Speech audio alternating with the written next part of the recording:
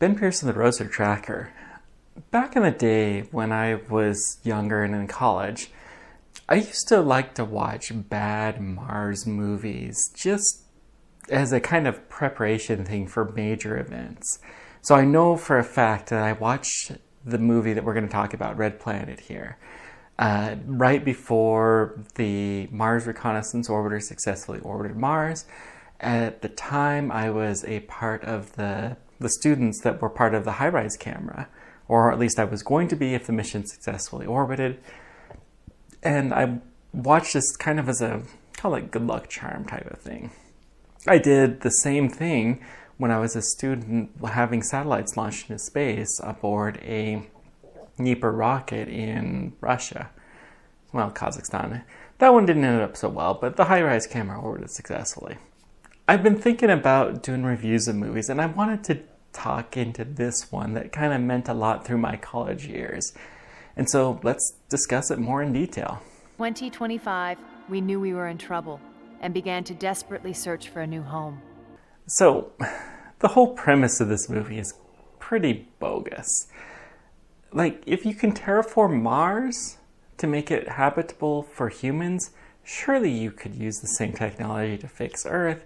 It'd be a lot easier to do that. Okay.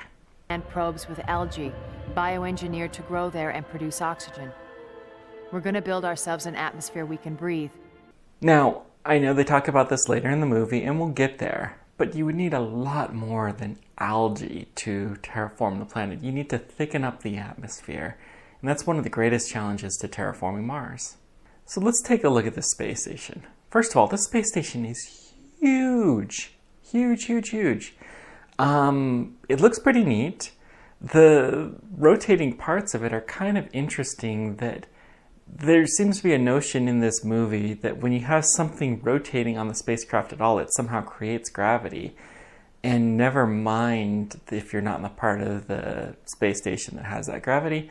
I understand that it's a lot cheaper to film in gravity than try to do a zero gravity of some kind, but still kind of silly. They could make the design of the spacecraft a little bit better. They did a really good job in The Martian, for instance. It's the greatest undertaking man has ever attempted. Our ship, Mars 1, is too massive to launch from the surface of the planet, and we've shuttled here to the high orbit space station for a low gravity launch to begin our 6-month trip. The first manned mission to Mars. A high orbit station? What? Like, this is the problem I have with the Artemis program. They're talking of putting a space station around the moon to use it as a stepping stone for Mars. That makes no sense. Having a dedicated space station in low Earth orbit to send spacecraft makes a lot of sense. But this whole thing called the birth effect, that when you're close to the planet and you fire off your thrusters, you'll get a lot more bang for your buck, really makes a huge difference here. And you wouldn't want to be in a high orbit. That's just silly. Do something like the International Space Station. That would be a fine orbit to kick off an interplanetary spacecraft from. We're the first travelers to another planet. It's another giant leap for mankind. And if we don't figure out what's wrong on Mars, it could be our last. They haven't even sent humans to Mars and they're terraforming it. This is just crazy. You're going to want to send humans there, if nothing else, to get an idea of what Mars was like, to collect samples, figure out if there was life there, that kind of thing, before you go and send a massive terraforming effort. If you're going to spend billions upon billions of dollars, why not make sure it's safe first? Oh, it's strange. It's gone. Yesterday I could see it, today I looked and I couldn't find it. Earth disappearing? I can totally imagine astronauts on their way to Mars, looking out for Earth and not seeing it there and kind of freaking out. That makes a lot of sense, actually. In cars, wasn't really jack stuff. It's heavy. Ears are still ringing. What is it that powers this thing? Helium nuclear power cell. It's the size of a beer can and it runs her for 8 months. The robot. Later on in the movie, they obviously need this for plot points, but this is just silly. Like, cold fusion as a power source. If they had cold fusion as a power source that was an option, then you could easily fix Earth. You wouldn't need pollution sources. If they had that power, you could put that in buses, in tanks, and whatever. Use way less fuel, and it'd be fantastic. Now, maybe it's expensive, but even then, it still seems like you could fix a lot of Earth's problems with this kind of technology. And also, they would never send a military bot with tactical code to space. They may send such an operation, theoretically, to Mars, but you're not going to have this kind of tactical code. No. You only send the code that you have to. This is like 101 in space. You don't do something you don't need to, because problems could happen. Mars 1, Houston. You have acquired orbit. Congratulations on 182 days of smooth sailing, and welcome to Mars. The trip time to Mars is pretty spot on. 182 days, 6 months, is a pretty standard journey, especially if you're going to go in an approach that allows you to potentially come back and rendezvous with Earth. 2 years is a really good orbit time, and that will take the trip to 6 months out to Mars. In the event of an emergency, you would just keep going back around and you'd hit Earth right where it was in 2 years, and that would reasonably well work. It could be pretty safe. Using one hamster cage for another. If all's gone well. The hab is a really neat concept, but the big question I have is, how did they land this thing? I don't see any sign of parachutes. It's all just nice, big, shiny things. There does kind of look like some rockets, but they would have had to only for one section. So how did they assemble this thing? Did they take the whole thing together and land it on the surface of Mars? That seems really, really challenging. I don't know that they could actually do that. And we'll see how the humans land on Mars. You can compare that to this habitat, and something's a little bit funky here. I wouldn't mind. Lucille, are we close enough to see our new home? Yes, Commander. The zooming in on cameras, it looks really cool, but why? You wouldn't really do that. Like, the cameras are going to have one focal length, and that's all there is to it. They're not going to be searching around, all of that kind of stuff. You may have different cameras that will kind of sort of do something like that. And also, why would they need this kind of thing? You presumably would have satellites in orbit of Mars to support the mission. And these satellites would be taking constant images. You're probably not going to have a very good camera on a spacecraft that's heading towards Mars. Just some stuff for the final descent stage, but not for orbital stuff. Seems a little silly. Sure is desperate. Gamma burst. Latch up, free flow. We lose tip, shut it down. Shut it down now. SCP, some kind of massive solar flare. Come on. Level 5. A gamma ray burst probably wouldn't really be this serious. There's a lot of things that I'll give them some credit for the cool factor. Like, you wouldn't actually see any of this. It would just kind of happen. You're not going to have the fires that were created and all of that kind of stuff. In reality, some equipment may shut down. That's totally possible. It's going to be a cancer risk. It's going to be something you want to take shelter with, but it's not going to cause a lot of these kinds of issues that we see throughout this scene here. Auxiliary power unit failure. Power levels still dropping. Primary systems will shut down in 6 minutes. Change of plans, boys. We're launching now. Suit up.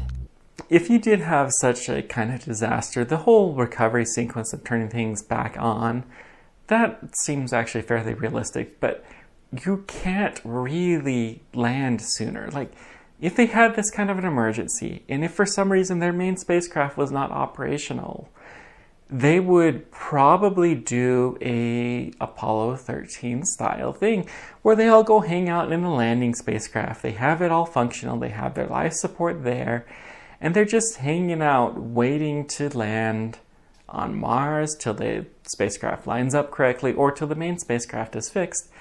Now, there may be some limited consumables on there, which I suppose is an issue. Maybe the landing craft just has enough supplies for landing to save weight. It's possible, but this whole thing seems a little bit far-fetched that they would just emergency land. And The big thing is you have to land at an exact time, so you have to launch your spacecraft at the right time to be able to land at the right spot. You can't change that time. That's orbital mechanics. You cannot do that. Let's talk about the spacesuits here. These are actually fairly neat design. They seem to be a kind of compression-based thing, which is a technology that's being considered for these kinds of missions like going to Mars. So there's two ways that you can simulate Earth's pressure. Earth's pressure is pushing on us at a fairly high rate all of the time.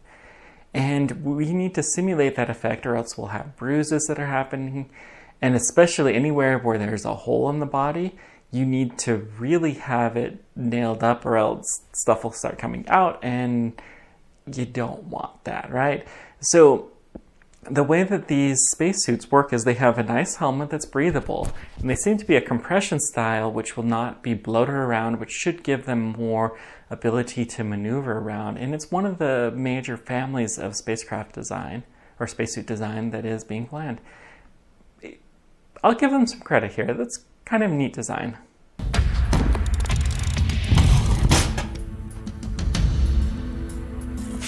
Commence map systems check. Common theme here. How is there gravity in the descent module? It's not in one of the rotating part of the spacecraft, nor would it make any sense to. How is there gravity here? Commander, primary system shut down in 50 seconds.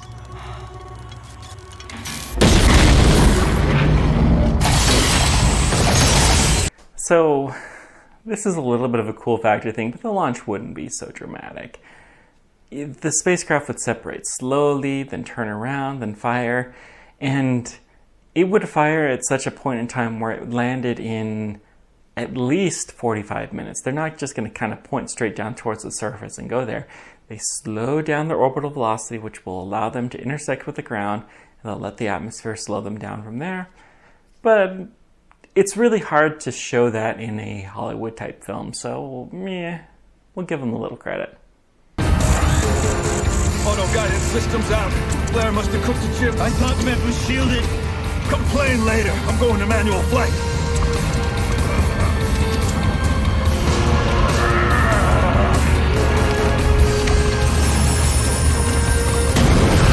So this shows why launching as an onboard option is a really, really bad idea.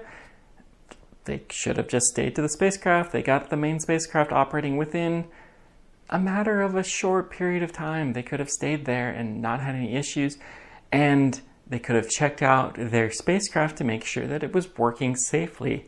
This was a really horrible idea to just suddenly launch it. Commander, 5 seconds. Primary systems shut down.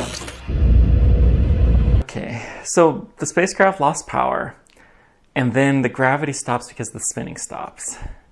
So in reality, these things are spinning. They're going to keep spinning. Because there's two of them that are spinning in opposite directions, then it will tend to maybe torque the spacecraft a little bit, although it's going to kind of counter out the forces because there's two of them. But they're going to slow down gradually.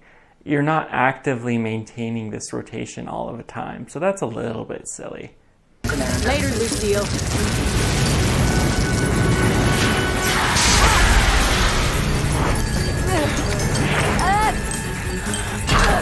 This is a zero-gravity fire. So I actually like this scene. It's pretty realistic physics and everything looks pretty neat. Good job, Hollywood. Deploying chutes!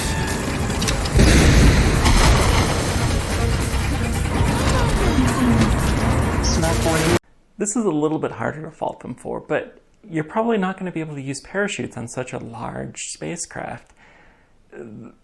Curiosity and Perseverance are kind of at the limits of what you can do with that kind of technology. The parachutes have to be ginormous, and that's only a couple of tons. Even just a capsule like they have, that's just for landing, is still going to be 4, 5, 6 times as much as Curiosity and Perseverance. It doesn't seem very likely that they would use parachutes, but we'll give them a little credit. Target terrain's crappy. I'm dumping the landing gear. Amy's in there. No choice. What? drop the land. That makes no sense at all. Like, it's such a small amount of weight and... Huh?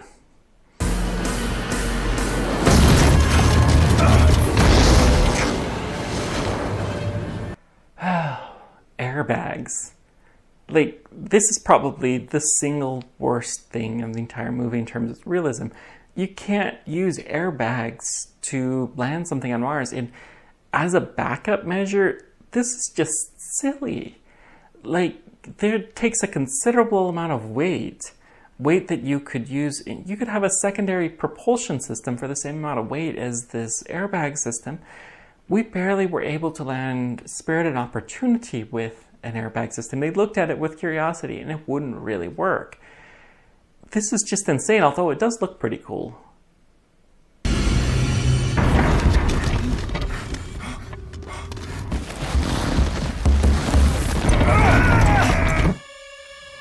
So, how do they end up landing in such a horrible spot? They're going rolling down the hills. There's no way that they would do this. Like, the areas for even just spacecraft, they're extensively studied these days. If we're going to send humans there, we're going to make sure there's nothing like this. And the whole scene of rolling down the hill, like, I think those slopes are steeper than what we would typically see anywhere on Mars. And it's just pretty silly. It looks cool, so I'll give them some credit there, but it's just silly.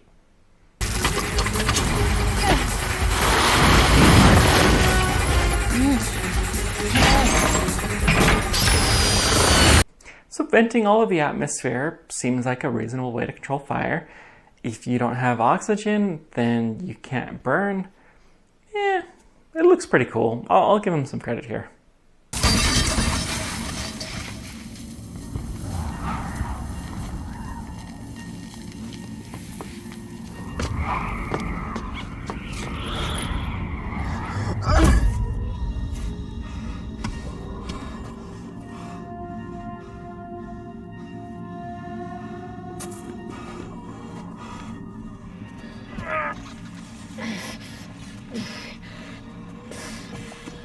Okay.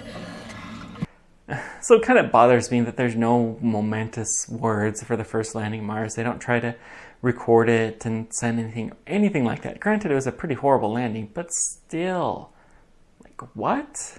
No, this was a huge opportunity in humans' life. Surely they would have had something to say.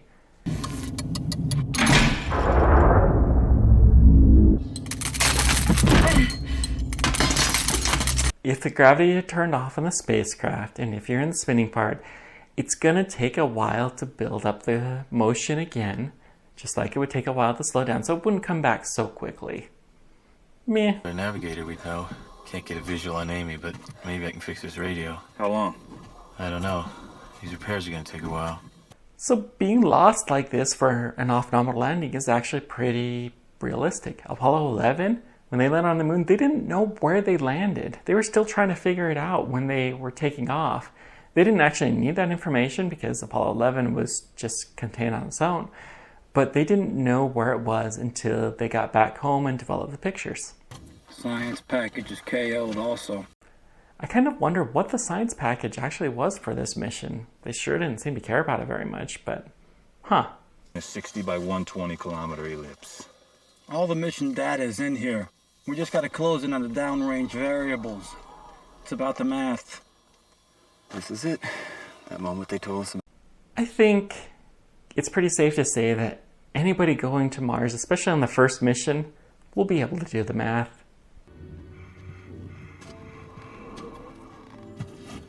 You ready, sir? Unfortunately, I'm staying here. What? My spleen's ruptured. There's significant internal bleeding. I wouldn't get very far. But we have emergency medical gear at HAB. So Mars's gravity is way lower. It's a third of what Earth's is. They could have carried the extra weight if they wanted to. It wouldn't have been that hard. Especially with those spacesuits that don't really seem to have a way to store much oxygen. You don't have the big bulky backpack that stores oxygen. Now granted, I know it's in the vests, but they could have done it. They could have totally done it.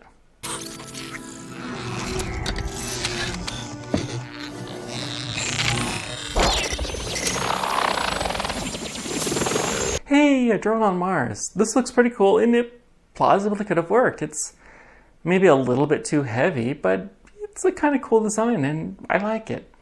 God help us.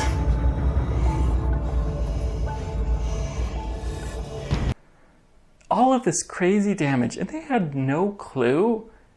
That's so unrealistic. There would have been pictures from orbit probably taken. They would have had cameras in the spacecraft that were monitoring things. They would have had a mission control feed that was broadcasting back. There is no possible way that that level of damage could have been done without them knowing about it ahead of time. What happened? Ice storm couldn't have done this. No way. Every half stood up to an F5 in Tornado Alley. This isn't weather related. Okay, what are we gonna do? Start looking for O2. F5 in Tornado Alley? Like, what? The winds on Mars are not nearly that bad. They wouldn't need to test it to that level. That just seems kind of silly that they would use this kind of Earth standards.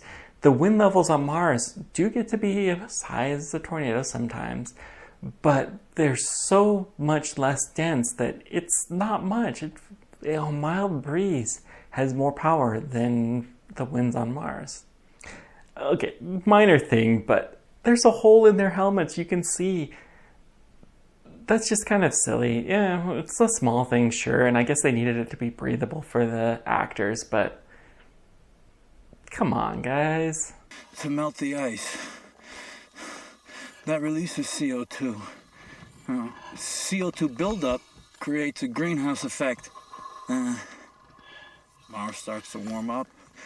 Now, when it's hot enough, we feed down some algae. Now, the algae grows and emits oxygen. Okay, so now we understand where the atmosphere came from. They'll blow up the ice caps. It's a plausible thing. It could do some help, but it's not going to be enough to completely terraform the planet. It sounds pretty cool, though. Pettingill, replace your O2 canister immediately.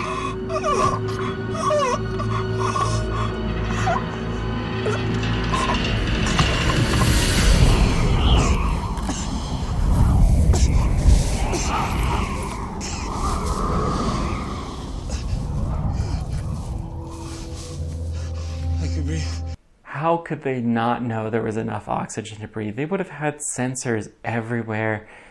This just seems ridiculous. Like, what? Do you copy? Hello? We're the guys on Mars. Come on, someone talk to us. Let's try it again. This is Mars 1 ground crew. Do you copy? This is Mars 1 ground crew. Do you copy? Maybe they'll hear us back in 1997. Hey, they found Sojourner. Kind of like The Martian, actually.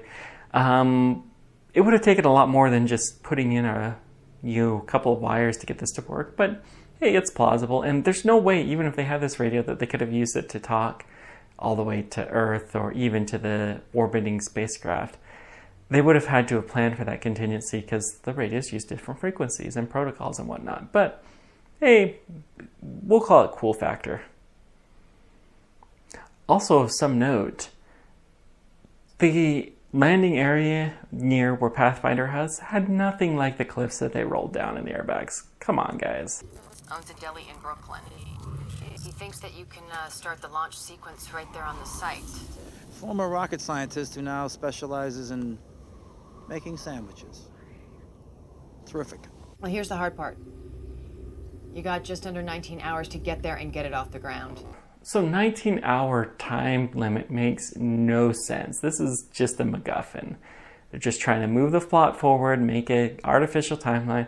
In reality, you get to Mars, you're going to be stuck there for a long time to make it back, and you're not going to be using the thrusters to stay in the low part of the atmosphere. You could just use your thrusters, get up just a little bit, so that way you're not going to be dragged down. It doesn't take that much fuel. A lot less fuel than burning it around using spare tanks and all kinds of crazy stuff they talk about here.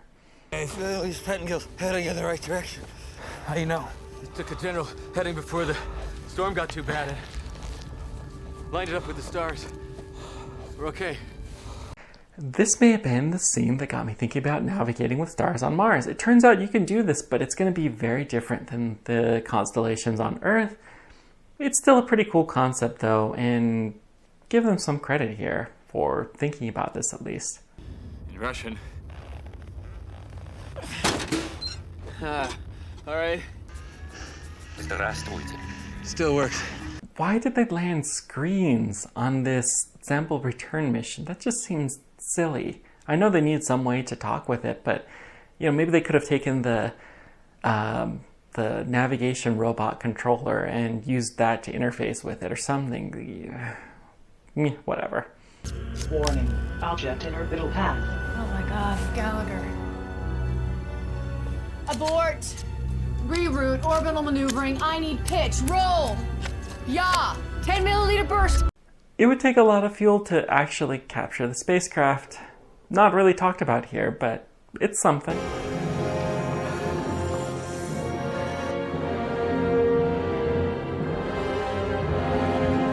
Targeted object 0.3 kilometers. We only have 5 minutes. Now, these spacesuits, they look really, really neat. I like the design, not particularly practical, but it looks really cool. Gallagher! Gallagher!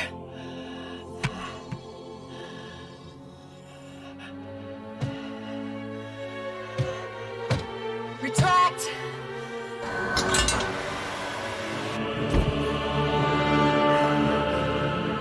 They actually kind of modeled the physics here. The whole spacecraft in like this, you're not going to be pulling straight on the axis, and so it's going to cause some kind of wonkiness spinning around, which we see, and it's going off target and causes all kinds of things. Also, why would they try to rush this so much? No, I guess there's an astronaut herd, so they may rush it a little bit, but yeah, give them some credit here. It looks pretty cool. Come on.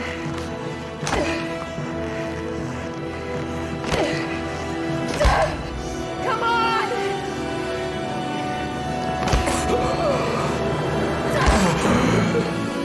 Stand him up, Commander. Come on.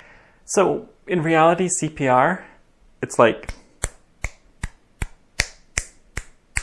it's a lot faster than people realize. It's not boom, boom, boom, like they have in the movie. Some credit there, but the heart thump here is actually a real technique. I don't know a lot about it, but I know that that is something that can be done, and it's typically only used by medical professionals. Organism bioscan. DNA mapping. Hard to believe they're the good guys. Do you think it was worth it? Houston thinks so. On Earth, they're calling you a hero, Gallagher. So the whole premise of the movie, the new critter that shows up on Mars that will be able to help Earth, I can't even begin to say how unlikely it is, but we'll give it there. Overall, this is a pretty neat film, and it was fun to go through and, you know, debunk some of the science, the truth and fiction behind this movie. It's kind of a fun older flick, and if you're interested in that kind of thing, feel free to check it out. Thank you guys very much for joining me. Let me know if you guys want me to do more things like this. Until next time, keep on tracking. Take care, guys.